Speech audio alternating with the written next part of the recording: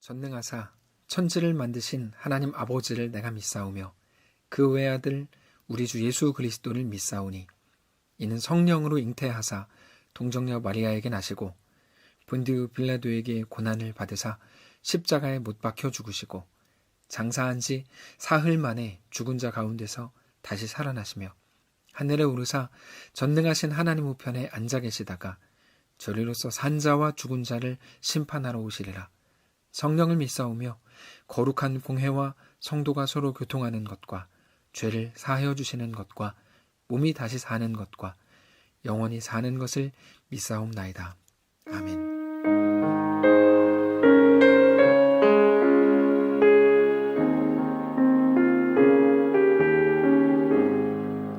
주 예수 내가 알기 전 날 먼저 사랑했네. 그 크신 사랑 나타나 내 영혼 거듭났네.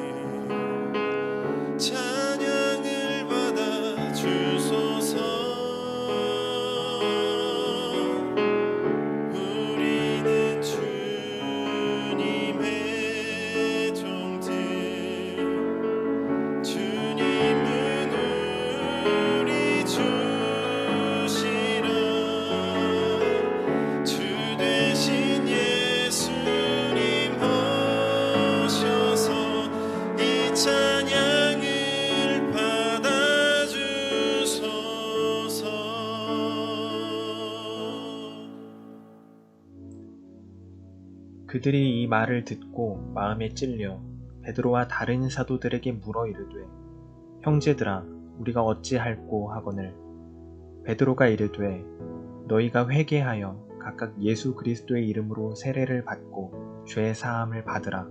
그리하면 성령의 선물을 받으리니 이 약속은 너희와 너희 자녀와 모든 먼데 사람 곧 주 우리 하나님이 얼마든지 부르시는 자들에게 하신 것이라 하고 또 여러 말로 확증하며 권하여 이르되 너희가 이 패역한 세대에서 구원을 받으라 하니 그 말을 받은 사람들은 세례를 받으며 이 날에 신도의 수가 3,000이나 더하더라. 반갑습니다. 오늘 사도행전 2장 37절부터 42절을 중심으로 성령을 선물로 받다는 제목의 말씀을 함께 나누려고 합니다. 어제 베드로의 설교에 대해서 말씀을 드렸는데 베드로는 요엘서 말씀을 인용을 하면서 설교했습니다. 근데 가장 중요한 부분을 바꿨죠.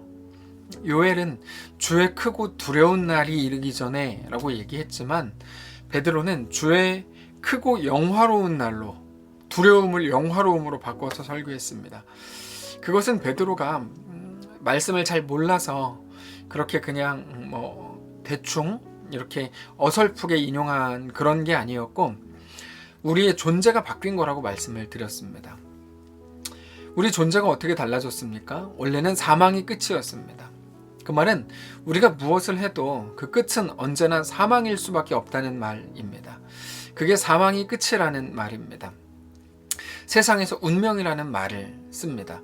운명이라는 말이 그냥 단지 이번에 운전면허 시험을 보는데 떨어질 운명이다, 붙을 운명이다 이런 말이라기보다는 그 끝이 사망이라는 거죠. 운명이 정해져 있다. 맞죠? 맞습니다. 모든 끝은 사망입니다. 결국의 사망입니다. 그게 사망이 끝이라는 말입니다. 아담 한 사람으로 시작된 범죄가 원죄로 계속 이어지면서 우리의 끝이 사실 결국 결정이 돼 있습니다. 병에서 나았고 자식이 공부 잘해서 서울대학 갔고 좋은 가정을 또 이루었고 사업에 아무리 대단하게 성공을 했고 모두에게 칭찬과 인정을 받는 사람이라고 해도 그 끝은 사망이라는 것입니다. 그러나 우리의 그 끝을 하나님이 예수 안에서 바꾸셨습니다. 어떻게 바꾸셨습니까? 사망에서 생명으로 우리를 옮기셨습니다.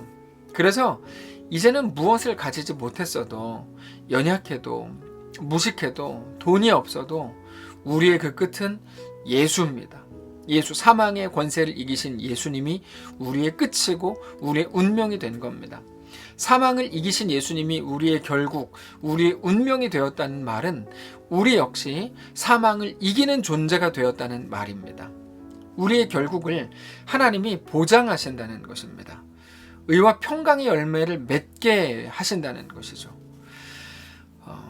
의와 평강의 열매를 맺는 사람이 되게 하신다는 것이죠. 우리의 실력과 관계없이 하나님이 그 일을 행하신다는 겁니다. 이게 놀라운 은혜입니다. 베드로의 설교를 들은 경건한 유대인들은 그 설교를 듣고 우리가 어떻게 해야 됩니까? 라고 물었습니다. 37절입니다. 그들이 이 말을 듣고 마음에 찔려 베드로와 다른 사도들에게 물어 이르되 형제들아 우리가 어찌할꼬 하거늘. 그들은 심각한 걱정을 했습니다. 베드로의 설교를 들으면서 그들이 걱정한 내용은 두 가지 때문이었는데 첫 번째는 자기들이 하나님의 아들 예수님을 십자가에 못 박아 죽였기 때문이고 또 하나는 여전히 율법에 붙들려서 한 번도 예수님이 왕이 되시는 삶을 살아본 적이 없는 스스로의 모습 때문이었을 겁니다. 자, 베드로가 그래서 그들에게 이제 어떻게 하라고 이야기합니까? 38절에서 이렇게 말하죠. 베드로가 이르되 너희가 회개하여 각각 예수 그리스도의 이름으로 세례를 받고 죄사함을 받으라. 그리하면 성령을 선물로 받는다. 성령의 선물을 받으리니 회개하라. 그리고 예수의 이름으로 세례를 받으라. 그렇게 죄사함을 받으라.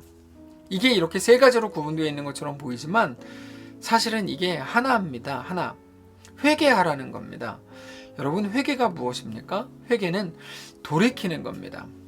회개는 죄를 자백하는 것이 아니라 돌이키는 것입니다. 물론 돌이킴에는 죄의 자백이 포함되어 있죠. 죄를 자백한 사람들만 돌이킬 수가 있기 때문이죠. 근데 중요한 건 이겁니다. 죄를 고백해야 되는 것까지는 알겠는데 무슨 죄를 고백해야 되는 거냐 하는 겁니다. 우리가 회개한다고 할 때 좋아요. 회개할 수 있습니다. 그런데 무슨 죄를 회개하냐고요. 어디까지가 죄고 어디서부터가 죄가 아니냐는 거죠. 5,000원 떼먹은 거? 아니면은 교통신호 어긴 거? 거짓말한 거? 어디까지 회개해야 될까요? 정확히 말해서 여러분 죄가 무엇인가 하면 하나님 없음이 죄입니다. 하나님 없음. 하나님 없이 살아간 모든 것이 죄입니다. 그리고 하나님 없음이 죄라면 하나님을 알지 못하고 행한 모든 것이 죄입니다. 우리가 선을 행한 것, 우리가 악한 일을 한 것, 세상은 그것을 가지고 유죄, 무죄를 따지지만 진짜 죄는 하나님 없음이고 사망으로 갈 수밖에 없는 우리의 모든 형편이 죄인 겁니다. 그래서 하나님 없이 살아온 모든 것입니다. 그래서 세례를 받으라는 거죠. 여러분, 세례는 무엇입니까? 죽음과 다시 태어남을 상징하는 게 세례입니다. 그래서 우리는 세례를 하지만 침례라고 해서 물에 이제 들어갔다 나오는 방식의 세례인데 예수 없는 시절에 대해서 죽고 예수를 믿는 시대로 예수의 시대로 다시 태어난다는 의미가 세례입니다. 예수로 인치심을 받는 표인 거죠. 그게 죄로 죽고 예수로 다시 태어난다는 말입니다. 영어로는 born again 한다는 말을 씁니다. 다시 태어난다 이런 말이죠. 38절에 보면 그렇게 하면 어떻게 된답니까? 성령의 선물을 받는단다. 이렇게 이제 나오죠. 성령의 선물을 받는다. 근데 사실 이 부분은 이전 번역이 더 좋습니다. 성령을 선물로 받으리라 이렇게 돼 있죠. 성령을 선물로 받는 겁니다. 그리고 사실 최고의 선물은 성령님입니다. 예수님께서 하늘에 오르시면서 성령님을 우리에게 보내셨죠. 선물로 보내셨습니다. 자, 성령님이 누구십니까? 성령님의 별명은 진리의 영입니다. 진리를 가르치시는 분이다 이 말이죠. 어떤 진리요? 우리가 다 잘 아는 진리입니다. 지난주 이번주에 충분히 나누었던 진리입니다. 사망이 왕인 시대를 우리가 그 현실을 살지만 우리는 현실이 바뀌었다. 사망을 이기신 우리 예수님으로 인해서 우리의 운명이 바뀌었다. 현실 속에 있는 우리의 존재가 바뀌었다 이거죠. 그래서 현실이 어떻게 바뀌었습니까? 전에는 똑같은 일들을 겪을 때 그것이 우리를 죽음으로 몰아가는 현실이었다면 이제는 어떤 현실로 바뀌었죠? 그것이 우리를 자라나게 하고 성숙하게 하고 의와 평강의 열매를 맺게 하는 그런 현실로 바뀌었죠. 똑같은 모습입니다. 양상은 똑같아요. 그러나 그들의 본질이 달라진 거죠. 무엇 때문에 달라집니까? 우리의 본질이 달라졌으니까. 예수를 믿는 자들에게는 예수 안에서 하나님이 우리의 존재, 우리의 운명을 바꾸셨다는 말입니다. 그래서 하나님께서는 우리의 실력, 못난 실력에 우리의 결국을 맡기지 않고 하나님의 의지, 하나님의 은혜로 그렇게 결국을 완성하셨다는 것입니다. 우리의 결국을 완성하신다. 그 진리를 성령이 가르치시고 깨닫게 하시면 그 사실을 믿음으로 온전한 하나님의 백성이 되어 살게 하시는 것입니다. 그것을 약속하셨다는 것입니다. 근데 그 약속을 누구에게 하십니까? 너희와 너희 자녀와 먼 데사람 곧 하나님이 얼마든지 부르시는 자들에게 하신 것이다 라고 말씀을 하시죠. 39절입니다. 이 약속은 너희와 너희 자녀와 모든 먼 데사람 곧 우리 주 하나님이 얼마든지 부르시는 자들에게 하신 것이라. 중요한 것은 이것입니다. 유대인인가 아닌가가 더 이상 중요하지 않습니다. 예수님을 믿는 자라면 누구든지입니다. 예수님을 믿는 자라면 누구든지. 그 누구든지 하나님이 얼마든지 부르시는 자들에게입니다.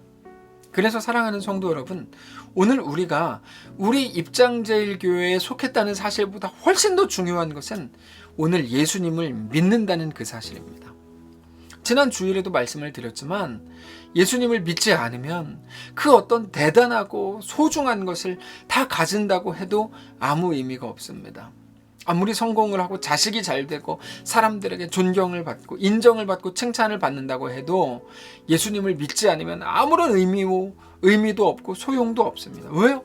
대단한 것들, 소중한 것들을 그렇게 얻으려고 하는 이유는 그것들을 소망 삼으려고 하는 건데, 돈과 명예와 권력을 가졌어도 그것으로는 우리에게 소망이 될 수 없기 때문입니다. 그것들은 사망을 이길 힘이 없습니다. 오직 예수님만이 사망의 권세를 깨뜨리고 부활하신 분이기 때문입니다.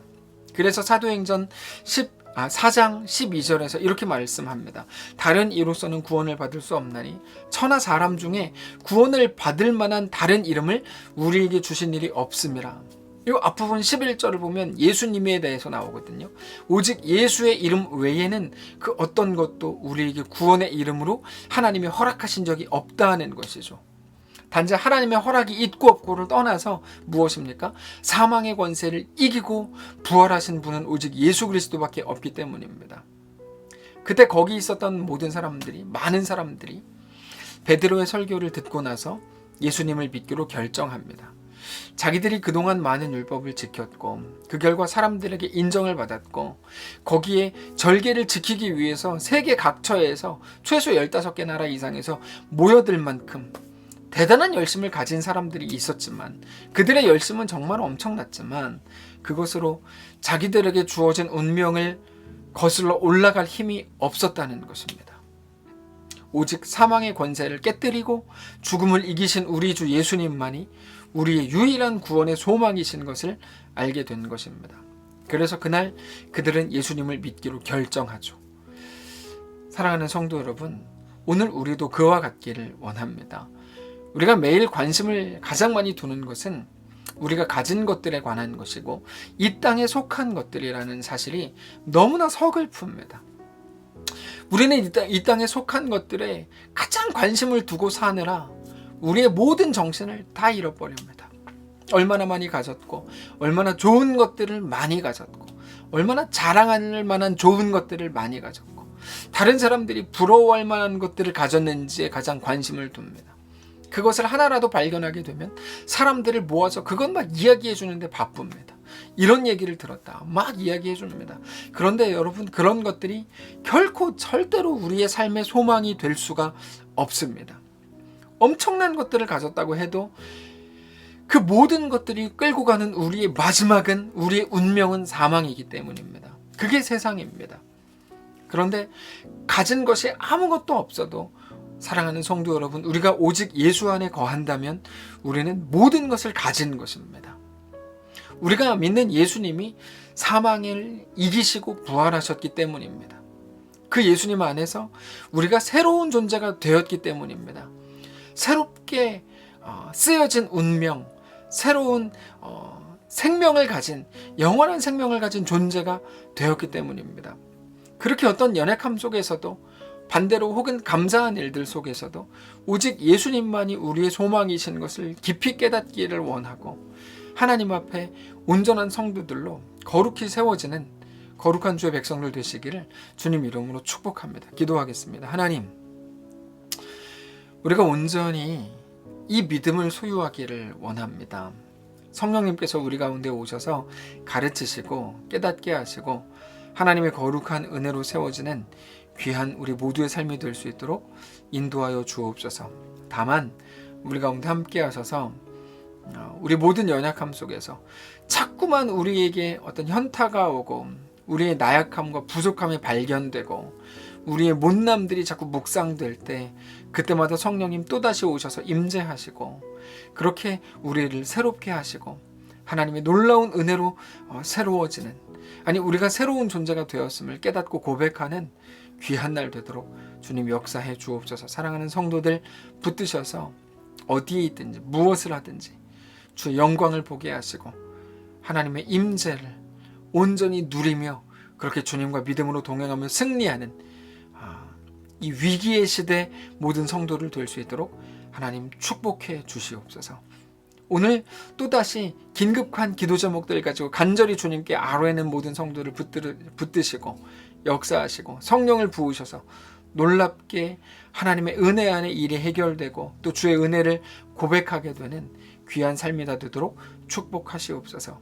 감사드리며 살아계신 예수님의 이름으로 기도합니다. 아멘. 사랑하는 성도 여러분, 오늘 하루 이 말씀을 붙들고 더 이상 사망이 내 끝이 아니고 사망이 내 왕이 아니고 내 결국이 아니고 하나님이 내 왕이신 것을 깨닫고 고백하면서 더 담대하게 우리의 결국을 아는 자로 담대하게 오늘 승리하실 수 있기를 바랍니다. 각자의 자리에서 깊이 묵상하며 기도하시고 자리에서 일어나 하루를 승리하시기를 축복합니다.